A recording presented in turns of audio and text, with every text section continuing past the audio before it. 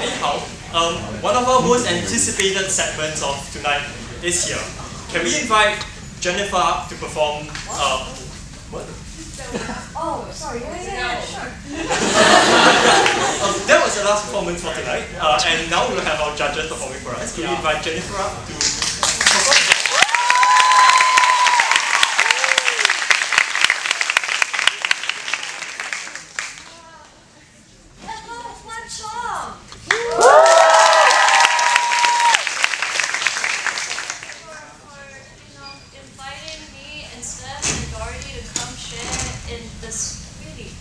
Celebration of stuff. Like, wow, you guys, all of you did a really good job, okay? Give yourselves a hand.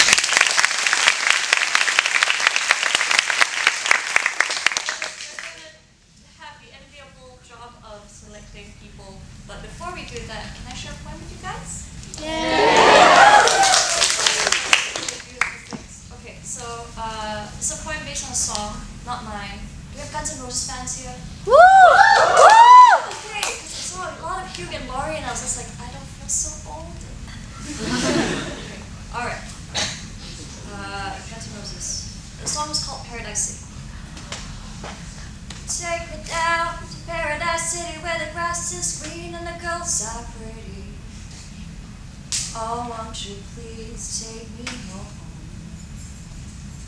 Take me down to Paradise City where the grass is green and the girls are pretty. Oh, won't you please take me? Take me to a coffee shop. Any coffee shop will do. Someone will swear it has the best Yongdao food, the eggiest de loprata, the gingerest de halia, the quietest air conditioner. No place survives it without being the best at something.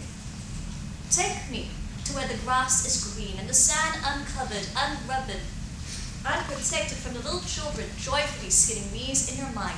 Take me to the bottom of the city skyline on lunch break. A colony of pencil skirts and reasonable high heels. Take me to the wheels of our best minds churning. Take me to the book-loving gangster, the millionaire cab driver, the cat-feeding flat dweller who knows that a dream is the most expensive asset to own in this city. But how lovely to own something non-taxable.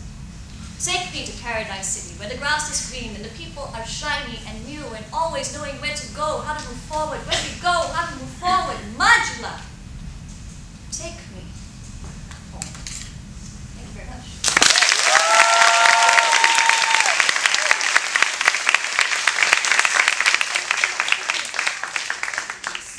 DOGFOOT, my peer and good friend.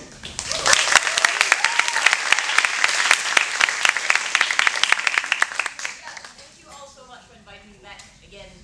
Some people see my face for a few times. I have two poems, quite short. The first one is about this famous playwright and poet. You all may think of Alvin Saad, but not him. He's a guy called William Shakespeare. So he's been talked about a lot, and especially this year. And so I wrote a poem about studying for him in the O levels, which was about 13 years ago. So, reading R&J at 15. We read R&J for our O levels. Although I don't know what gave a bunch of British people 500 miles away in Cambridge the bright idea that a white guy who died in 1598 had something to teach a bunch of 15-year-old Chinese Asian schoolgirls in 2003 about the difference between a crush and true love.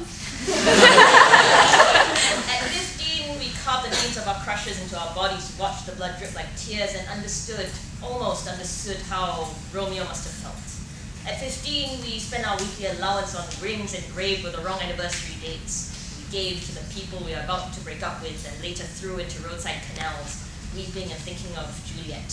At 15, a Toni Braxton love song played during assembly was enough to reduce half our class to sobbing fits. But we were each other's Friar Lawrences in turquoise skirts, whispering, hey, you know what else you could do? I have this plan that's bound to work. MSN conversations, which are like messenger things from ancient times. MSN conversations were our balconies going, Romeo, oh, how did you come up with that weird MSN nickname? Oh, it's a long story, semicolon, close bracket, wink. Yeah,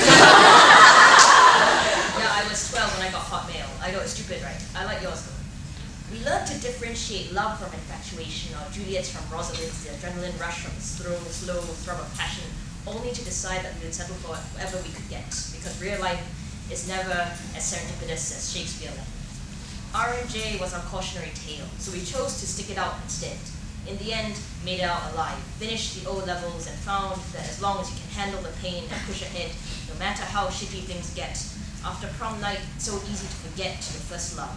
And mostly because killing yourself in the last act at 15 over a girl or a boy is a really anticlimactic ending that someone somewhere will be forced to overanalyze.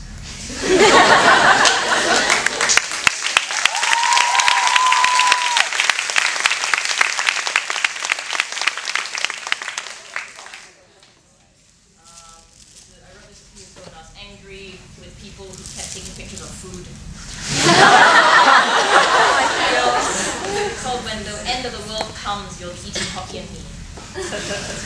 When the last panda dies of a heart attack from an overdose of Viagra that he was sent to in a zoo that he was sent to as a cub, as a goodwill gift from China, you'll be counting how many pieces of sotong the stallholder uncle gave you. When the oceans start overflowing and start swallowing up small coastal cities, the death toll will not even reach the 6 p.m. news on the hawker center TV. When all the fish have gone extinct and all the chickens died of some flesh-eating virus that also manages to wipe out 3 developing countries in 2 months, it will be okay, because there will always be enough prawns left in the sea, and you don't need fish to make Hokkien Mee.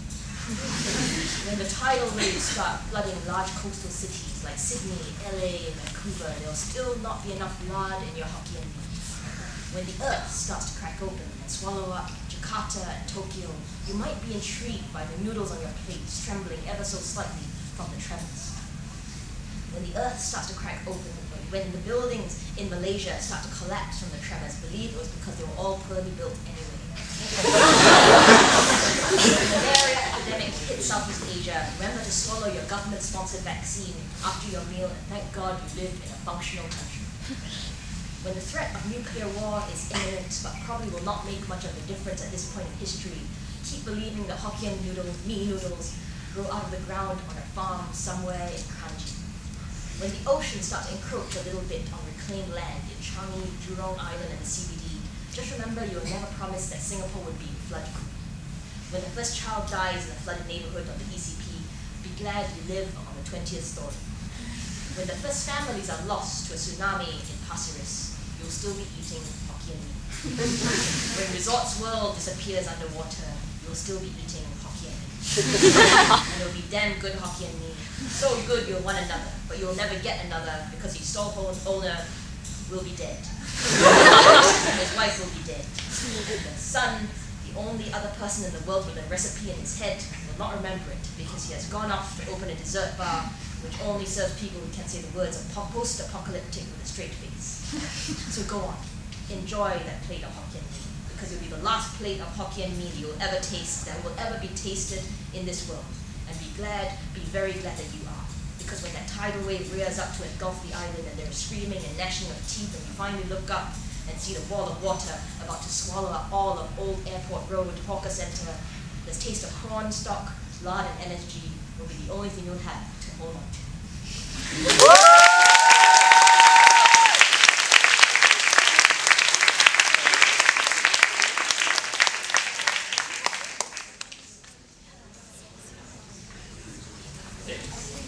Will you take me to a coffee shop for a plate of Hokkien Mee? No.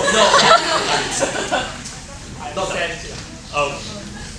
Now, we'd like to invite our judges to deliberate outside, and we will be commencing our open mic section. So if you have any words you want to share or stuff, just come down here. We won't judge. Entirely open to you. The floor is yours.